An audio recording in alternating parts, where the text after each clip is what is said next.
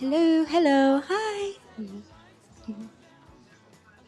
Hi, everyone. Thank you so much for coming. I'm gonna get started. Hello and welcome to Politics and Prose Bookstore. My name is Hannah, and I'm a bookseller here at PMP, where we host a range of in-store events along with classes and trips. Before we get started today, I'd like to ask you to please silence your cell phones. A little bit louder, is this better?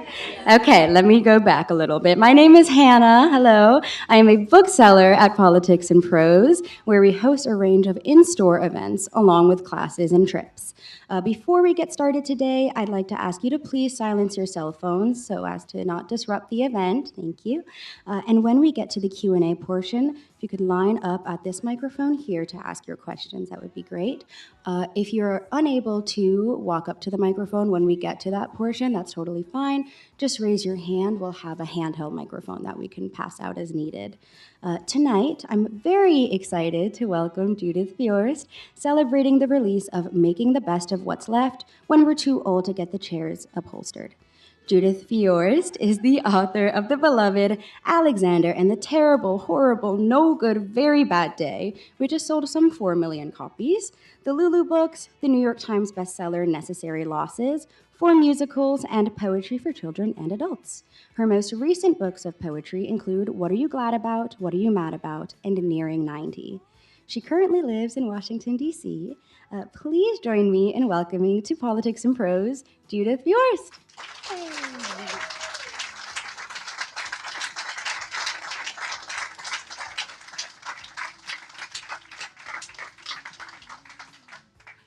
Thank you all for coming. I just lost to bet. I said, nobody's going to come out in this terrible weather. She bet me dinner that a few people would show up. So I'm very glad to see you here. So here's how I finally fully realized that I was no longer oldish. I was actually old.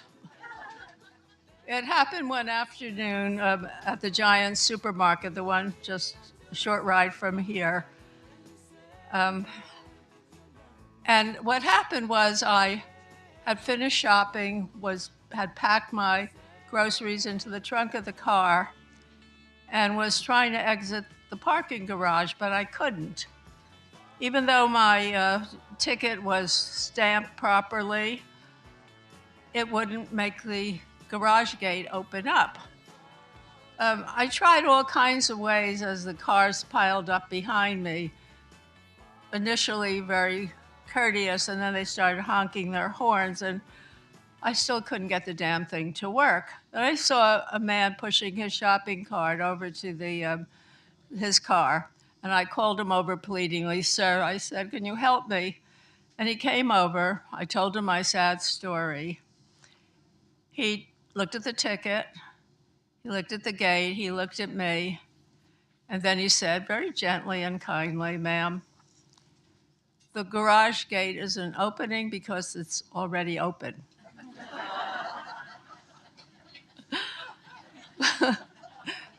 This was a little embarrassing, and it got a little bit worse.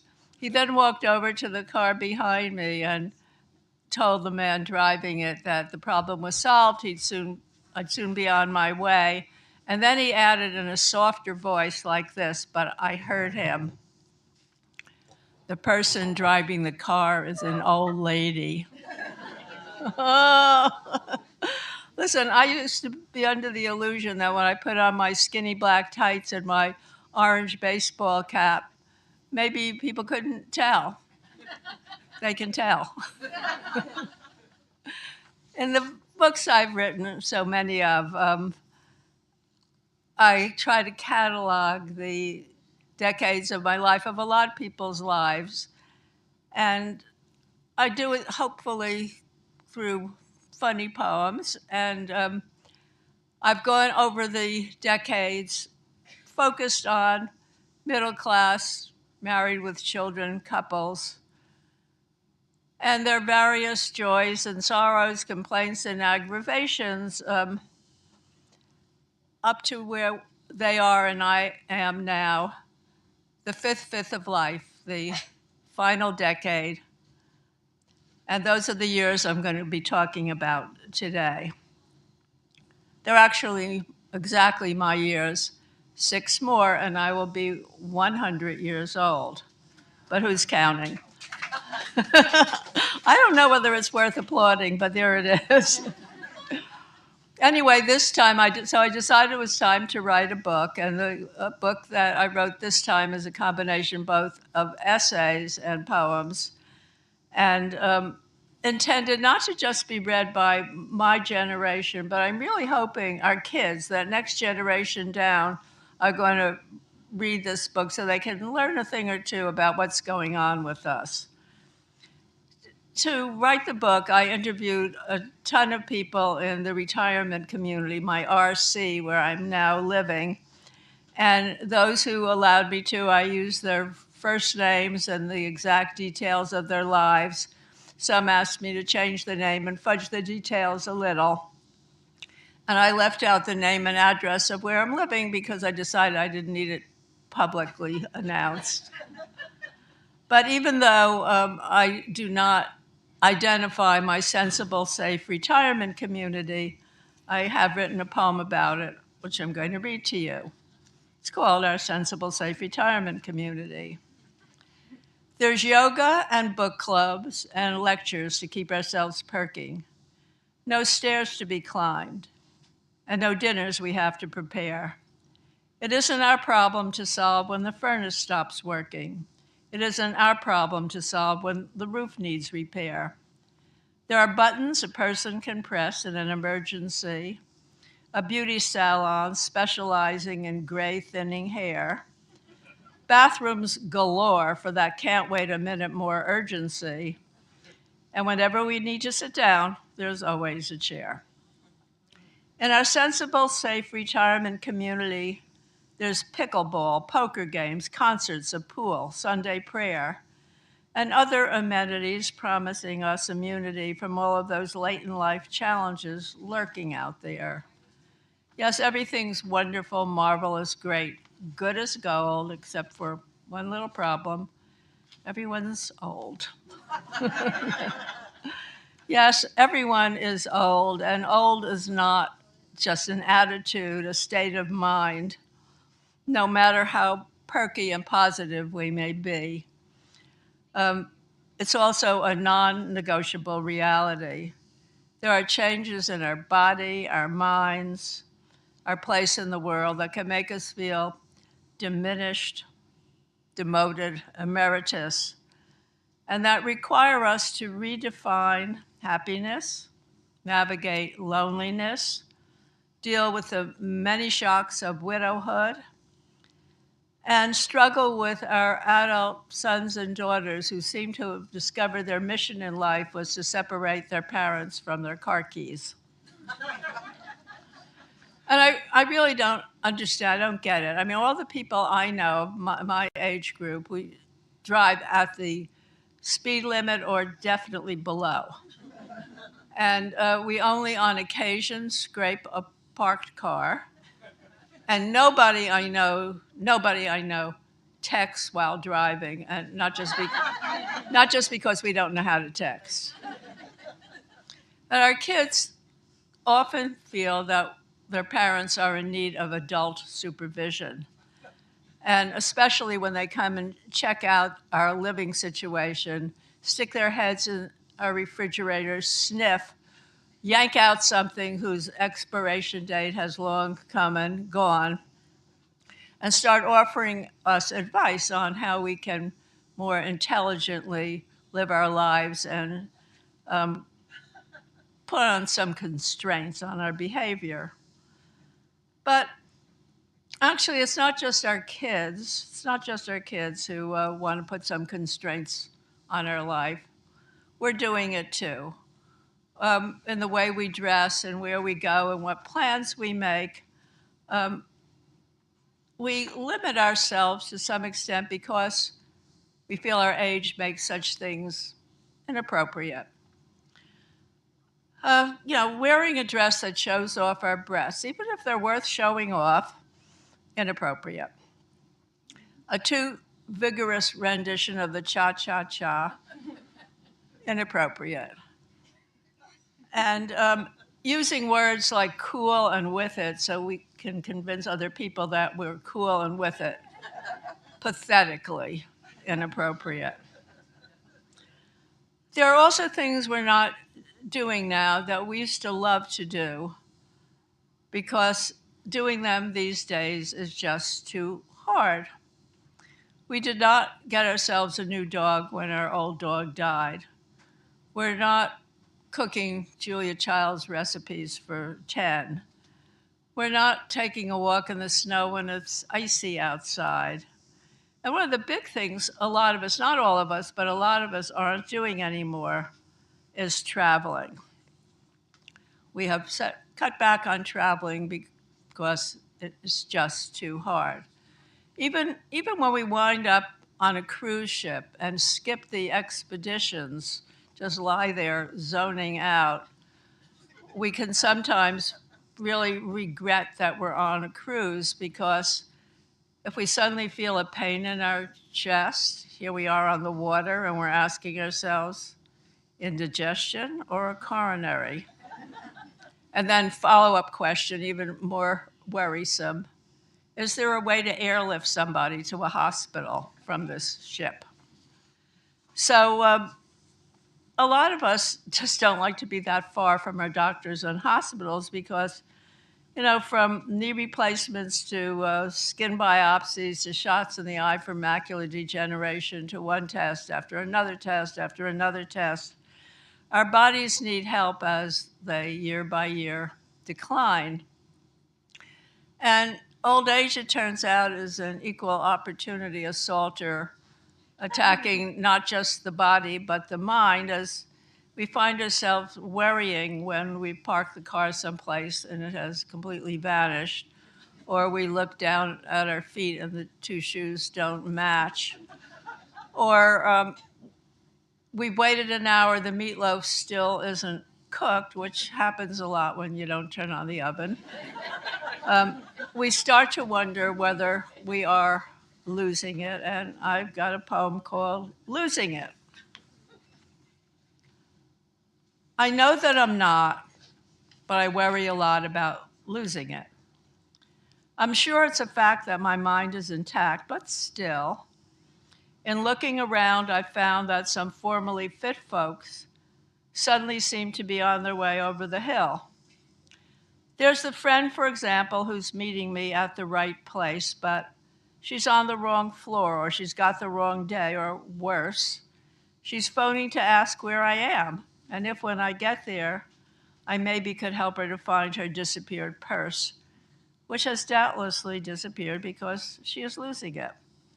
While I keep telling myself, have gray cells to burn, though I once knew the names of all of the Andrews sisters, and now the only one I've got is Laverne. But I won't be conceding I'm needing to give up my car keys. So what? When I stop at a light, I take a short rest. For I'm able to count by sevens back from 100, if only they'd give me more time to finish the test. 93, 86, 79. Hey, who's losing it? I make lists, checks to write, clothes to cleaners, food to buy, which then are combined into one comprehensive list. Forget to pay Comcast, come home without milk, not I. Plus, I have a few tricks to help fix short-term memory meltdowns. If my toothbrush is damp, I know I've already brushed. A glance in the mirror tells if I've combed my hair yet. A glance in the toilet tells if I've already flushed.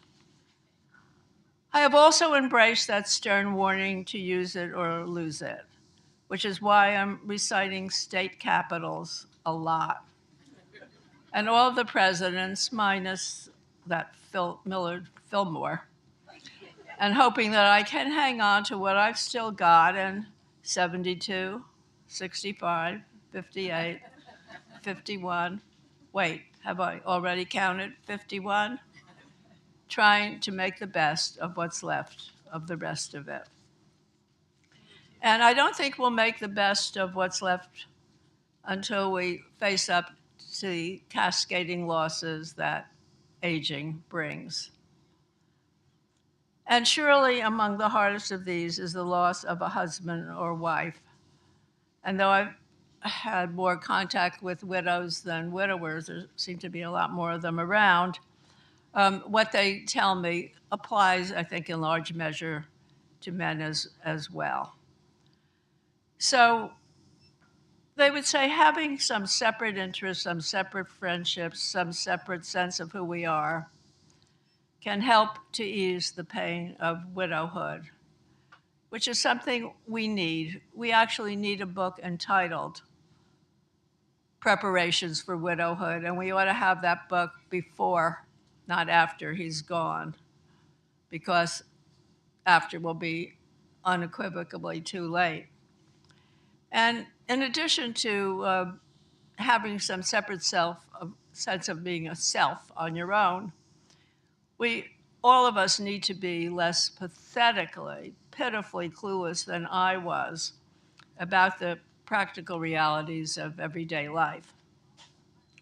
Because when my husband, Milton, we were married for almost 63 years, died in December of 2022, I not only lost the man I loved, but the person who paid all the bills, got both cars inspected, got us insured, did the tax returns, knew the name of our banker and our broker and where important documents were stored, and knew when a pipe sprung a leak and water was spewing all over the floor what valve to turn off.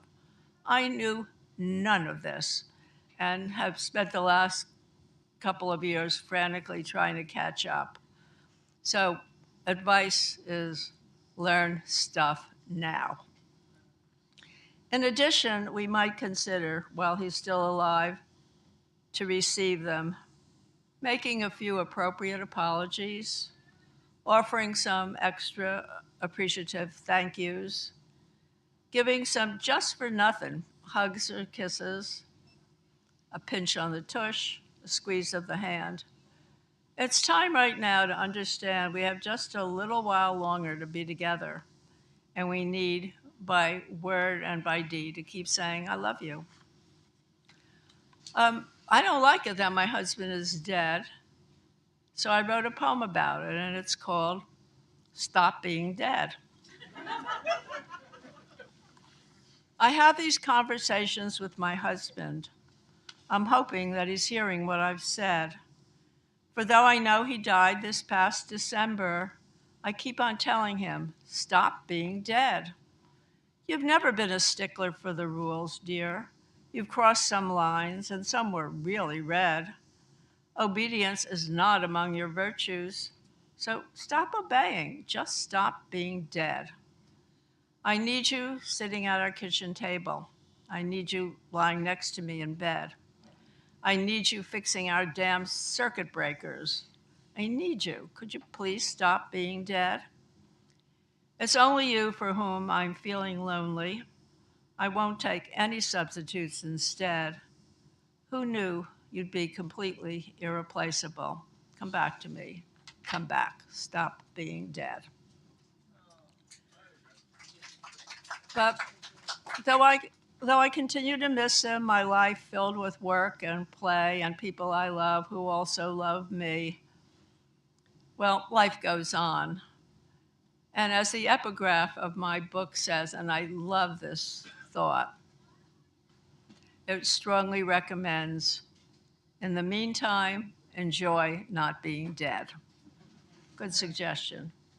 And my book has a lot of stories to tell about life flourishing after widowhood and a widowerhood, with people who cherish their mates, continuing to lovingly remember them and move on. One of the ways they move on is by expanding and deepening parts of themselves they value. And I know one man, I went to his 100th birthday, whose role in life professionally was to write lyrics we all know and love with his wife. And now that she's gone, he's still writing them and is in fact working on lyrics for a musical. Some people go in a different direction. They want to try something they've never done before. And I was told about one man, age 90, who is training for his first marathon. But there's a third option between deepening what you love, trying something new, and that's sort of letting go, leaning back, and watching the world roll by.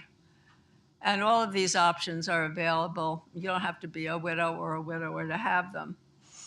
I interviewed one woman at my RC who has a spectacular resume, who was vastly admired and praised and acknowledged for the remarkable work that she had done, who at a certain point just said, that's enough, and retired.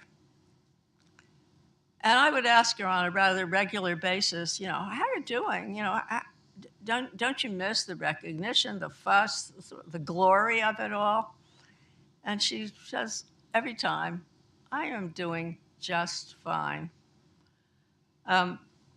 She says, I get up at 11. I look forward to my day.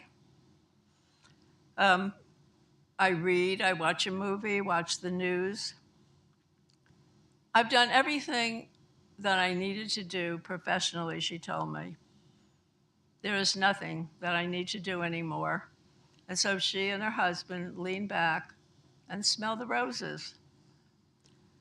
On sunny Sundays, she and her husband drive to a charming restaurant by the Potomac, sharing a snack and watching the world go by. I could keep doing this, she says, indefinitely. Done with professional glory and professional goals, she is really contented with making the best of the rest of it.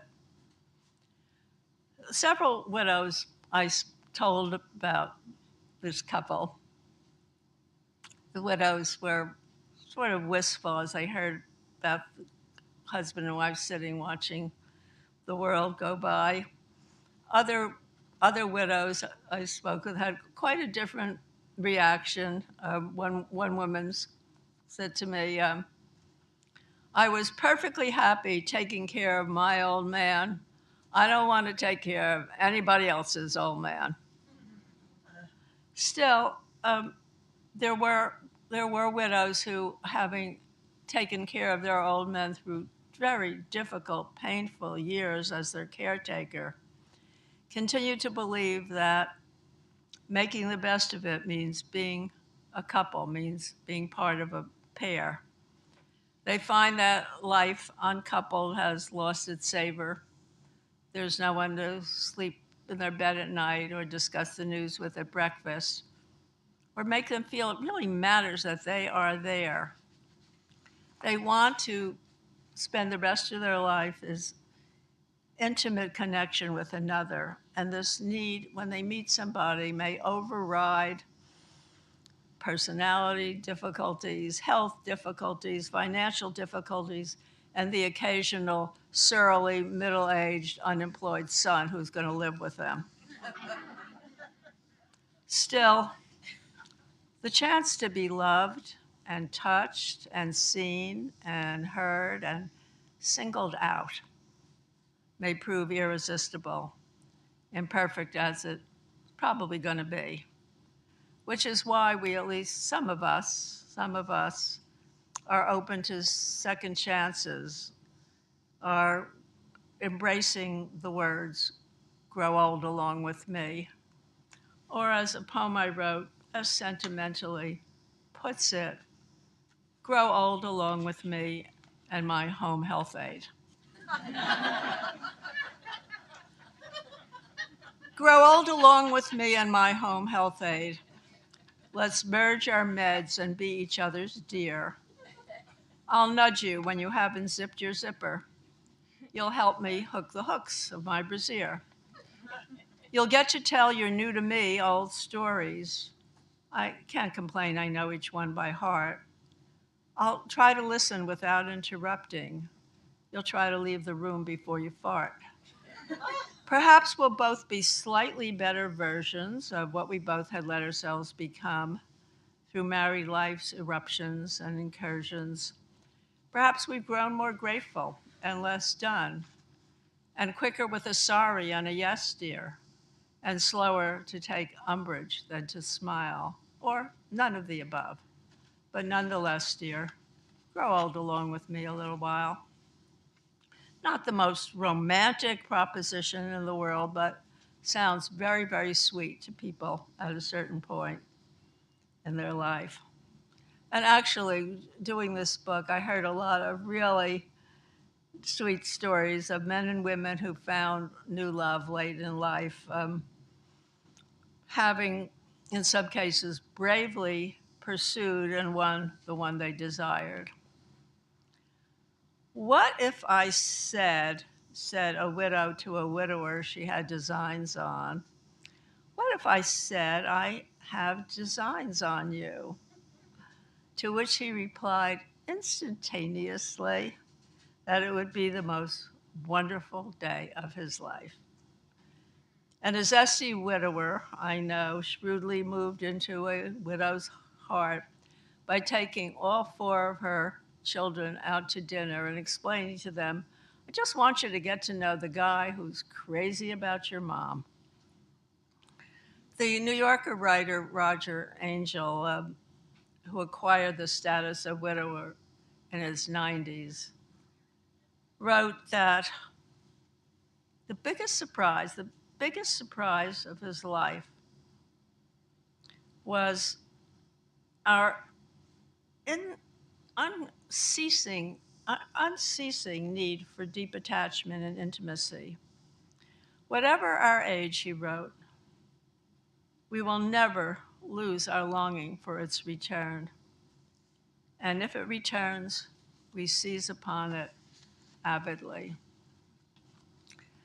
So, new love in the final years of life, though not for everyone, can be a significant source of late life happiness. But I have a whole chapter on happiness in late life and in how we have the capacity to foster it, make more of it. For instance, I've been noticing that it's easier when we get older to have our feelings hurt, to feel marginalized, passed over, ignored, left out. Our son didn't send us a Mother's Day card. Our daughter-in-law never asks us to go shopping. And it's hard to know what the grandkids are talking about because they're either talking too fast or they're talking too softly. And they're certainly talking about things we never heard of, people we never heard of, bands we never heard of, everything we never heard of. And our family too frequently says, you already told us that story. Or they rented a house at the beach and they did not invite us. Or the clerk at the market starts calling us hun and sweetie. And if we stumble or fumble, somebody close to us gets very nervous and says, are you taking your medication? I suspect that without half trying, we could figure out in our final fifth how to have our feelings hurt every day. And we could sink into self-pity. We could silently sulk in our tent. We could guilt trip our negligent family. We could say something really snarky to that clerk. Or another option, we could shrug it off. We could decide to laugh it off, ignore it, stop looking for trouble. We could decide life is too short for hurt feelings. A more popular and incessantly promoted route to being happier is cultivating an attitude of gratitude, which I used to kind of think of as a platitude until I read recently that there's actual studies on how counting your blessings can enhance self-esteem and diminish anxiety. So why not give it a try?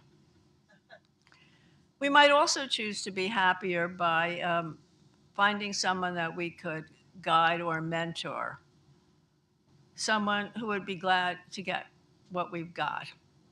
Because, we do feel that as we've gotten old, we have learned some good stuff we'd like to pass on, but our own kids interested? Probably not. But maybe you've noticed other people's children, you can have a relationship. They might seek your advice. They might actually follow it. And they might even thank you for it. And let me tell you, that is a very special extra helping of happiness. Another proposition, not happy, how to be happier category, is one that everyone agrees on and a lot of people hate.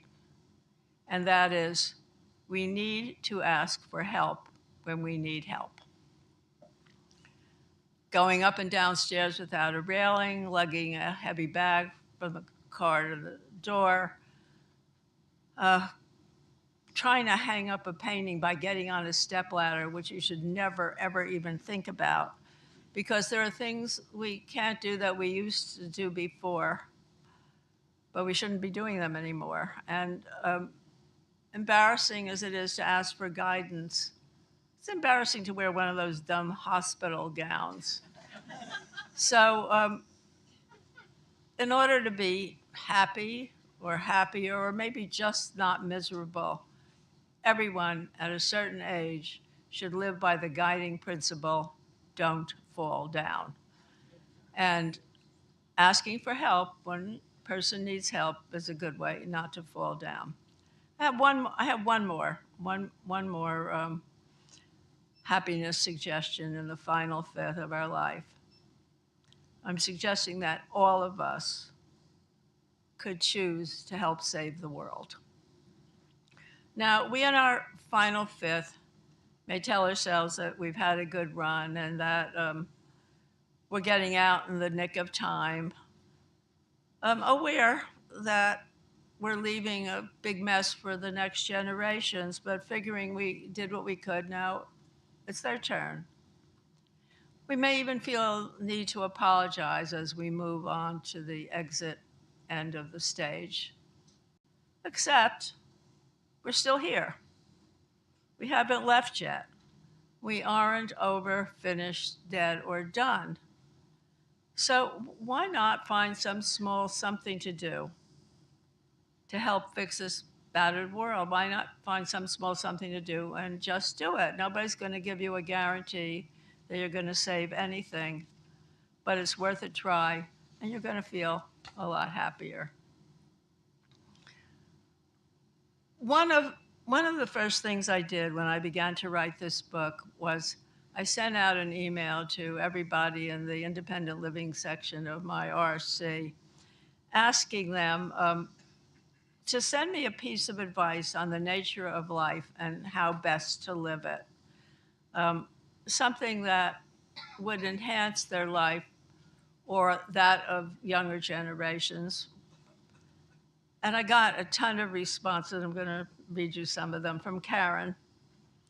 Cherish and nourish your long-standing friendships as a living link between the present and past. They are the friends who loved you when and who love you now. From Richard, who, noting that all of us are a mixture of good and bad, suggests we seek those whose good exceeds the bad and not waste our time in a fruitless search for perfection. There may be angels among us, he observes, but I am not sure how many I have run into. Barr points out that no matter how firm our plans for the future may be, life will intervene, ready or not. She urges us to be flexible so we can avoid the rigidity that is likely to rob our life of its many joys. From Neil, who says this one is especially for men, slow down, build relationships. One day you'll be glad you did.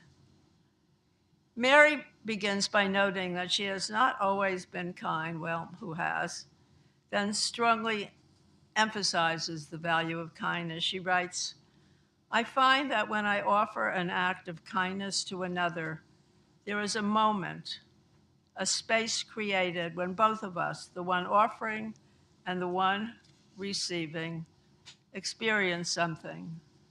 Call it grace, call it connection with our humanity.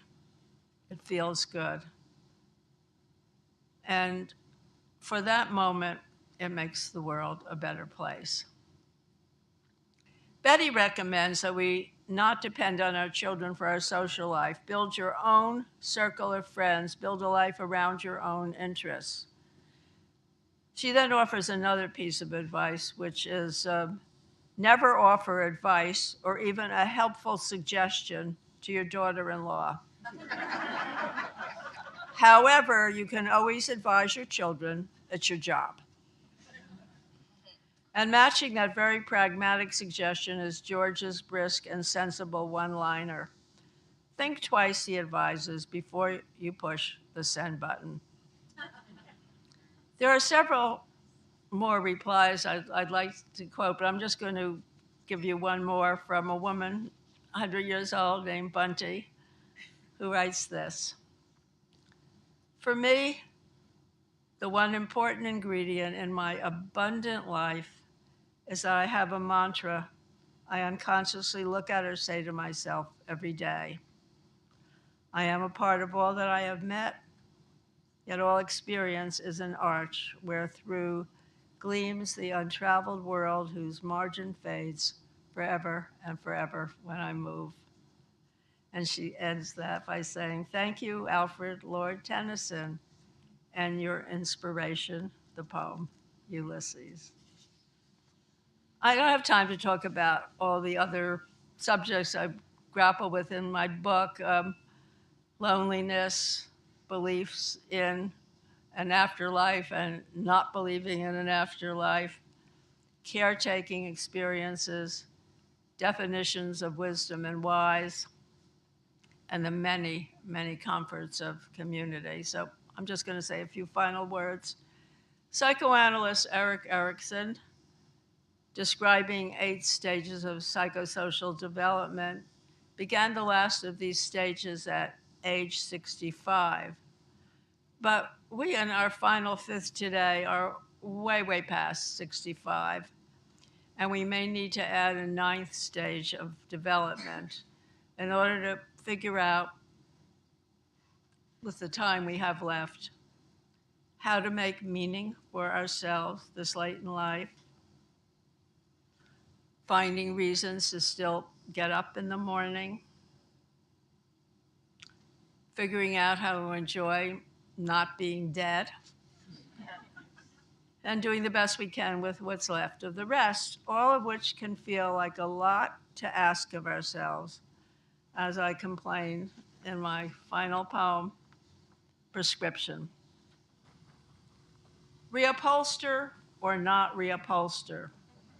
That is the question. It is hard for us in our 90s to plan ahead. 2 of my living room chairs have gotten quite threadbare. But wait, will the new fabric get here before I am dead? At our age or so, that old joke goes, don't buy green bananas.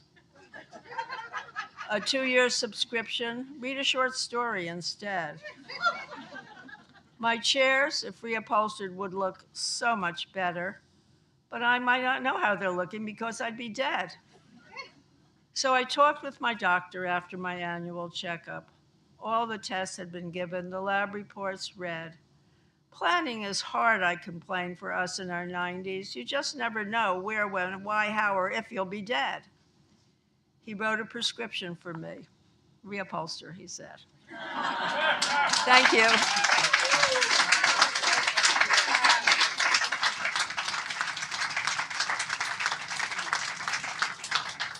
And I will now take questions. Does anybody need a mic, or there's a mic here?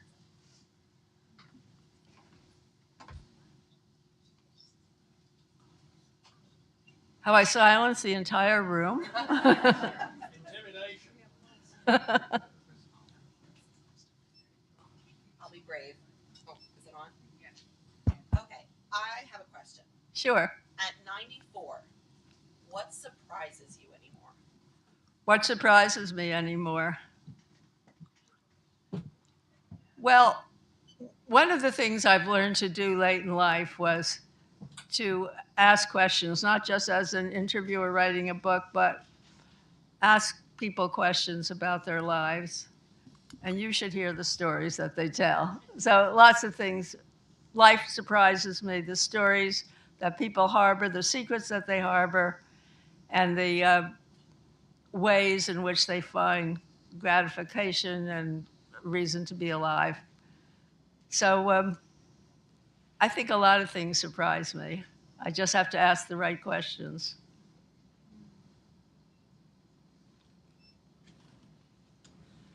Judy, I just want to tell you that a friend gave me your book for Mother's Day, and I have been curled up ever since with the dog I wasn't supposed to get, reading it. But I have left the last chapter unread because I just want to be able to go back to it. It's really a terrific book. Oh, thank you, thank you, thank you.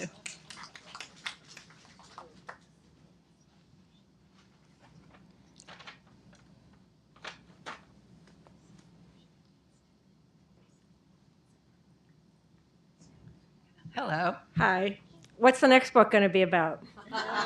What's the next book going to be about? I think my next book is going to be a children's book. Great. I can't tell you what it's about because it's a subject somebody suggested to me about 10 years ago. And for 10 years, I've been thinking, how in God's name am I going to do this? I've written 2 pages. Those 2 pages have just been sitting there looking back at me reproachfully. And I hope that I will eventually figure out how to solve the problem of this book, and that'll be my last book. Well, I'll be here for that book signing.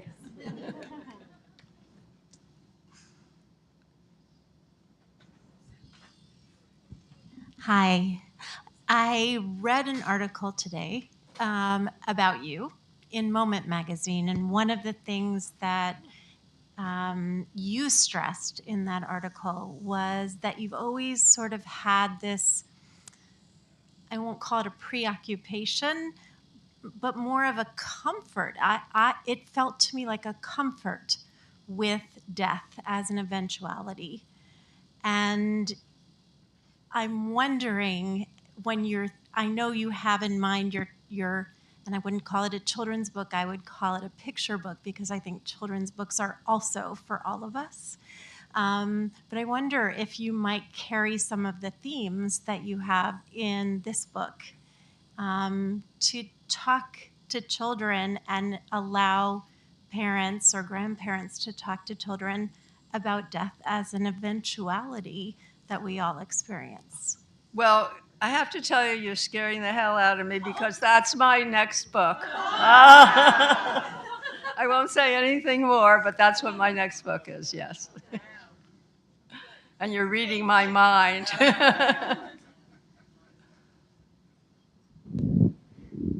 Thank you, Judy, for sharing your wisdom and humor with us. I'm wondering if you could tell us a little bit about how you think about your influences. I'm just really moved by how advanced you seem to be in the art of living well. And I wonder what you could tell us about the events and the people and the writers to whom you feel indebted. Well, I would start with my major indebtedness to my husband, Milton, who encouraged me. I hadn't gotten one single word published before I got married. It was almost 30 when I got married to Milton, and I had been writing and sending out heart-rending, beautiful poems since I was 7, and perfect printing, number 2 pencil, really sharp, and never got anything published. I got married to Milton, and for a bunch of different reasons, I was able to become a writer. First of all, he was supporting me, that helped. And secondly, he was encouraging me. And thirdly, he was doing, at a time when there was no women's movement, half the housework, half the baby care, half of everything, just because he was a poor boy from New Jersey whose mother worked and they didn't have any money for maids, so everybody pitched in, and he just thought you pitched in. So I would think that I would not have been a writer without my husband. So I'm giving him a lot of credit, and he deserves it. Thank you. And I have one other question. Of all your many books you've published, which one are you most pleased with today? Oh, that's like asking me which of my kids I'm most pleased with. It depends on the day. But certainly necessary losses was a work of love. It was 6 years of study and 3 years of writing, and I remember saying to Milton when I sent the book off to the publisher, I said, please remind me when the publisher hates the book and nobody wants to read it, please remind me how much I loved writing it and how pleased I am with it. So, Thank you. yes. Do you think that Barney, The 10 Best Things, in some ways anticipated what you're thinking and feeling now early in your life? I mean, I've used that book myself talking to children about death and parents, but it certainly has a theme of living as a part of dying. Whether I was thinking of it as you were talking, that there's much in there that you've carried forward in all of the work that you've done since. I wondered what your thoughts are about that book now. Well, I think more talking about it is helpful. Many years ago, I spoke at some kind of medical school event at Georgetown about death, and a doctor came over to me after, a pediatrician, and he said that there needs to be more openness about this, that he has a little kid who's 5 years old who said to him, don't tell mommy, it'll make her too sad. Well, you want to build some bridges there, and I'll give it a try. A couple of things apropos of what this gentleman said. Whenever I know anyone who loses a pet, I always go buy the Barney book here or wherever for them, because I think it's perfect, whether it's a dog or a cat or whatever. And secondly, I had the privilege of hearing you give a graduation speech. I'm pretty sure it was at the Psychiatric Institute School many years ago, and you told a very funny story of having been at some big event as a young lady and walking down the stairs. Do you remember what I'm referring to? Would you mind about when I telling? was at the theater and I came down the... Yes. Would you mind telling that? Okay. Okay, so I was a very pleased with myself, slightly obnoxious girl in her 20s when my parents took me to the theater for my 23rd birthday. And this really happened. Painful story. So I was in the ladies' room, and I was fluffing up my hair, and I was brightening my rouge. I was practically blowing kisses into the mirror. I mean, was I cute or what? So I left the ladies' room, and there was this beautiful big red carpeted stairway at the theater, and I came walking down the stairway and everybody was looking at me. It was sort of thrilling, you know. Everyone was staring at me. I said, "Oh, my, okay." And suddenly I started noticing this bumpity, bumpity, bumpity, bumpity sound. And what had happened was I had speared a large roll of toilet paper with my high heel into one end of the roll, and it was rolling down behind me. So it was a very good lesson. I learned that whenever I think of the Queen of the May, I always look behind me to make sure I'm not being followed by a large roll of toilet paper. I don't know why I told this story at graduation, but very sobering. Well, your humor is maybe already answering my question, but I feel very called to tell you how much you've impacted my life, in particular with Necessary Losses and this book too. I'm a therapist. I have 2 young baby girls, and I'm going through a time of great transition in my life, and I call on you, actually. People sitting over here know this, that I refer to you as Judith. I'm thinking about Judith today, you know, and I was talking to Judith earlier, and I couldn't leave tonight without saying what an honor it is to be in your presence, to see the way that you lead with love, and I knew you write with love, but in person it's even more powerful. And I guess if I had a question, it would be, where did you find your courage to dive in so authentically and bravely in this life?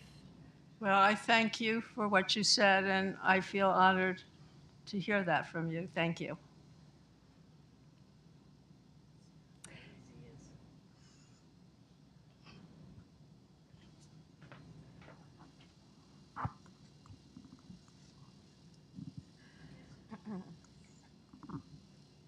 I think we're finished. I think so. If we are done, thank you so much. This conversation's been so wonderful.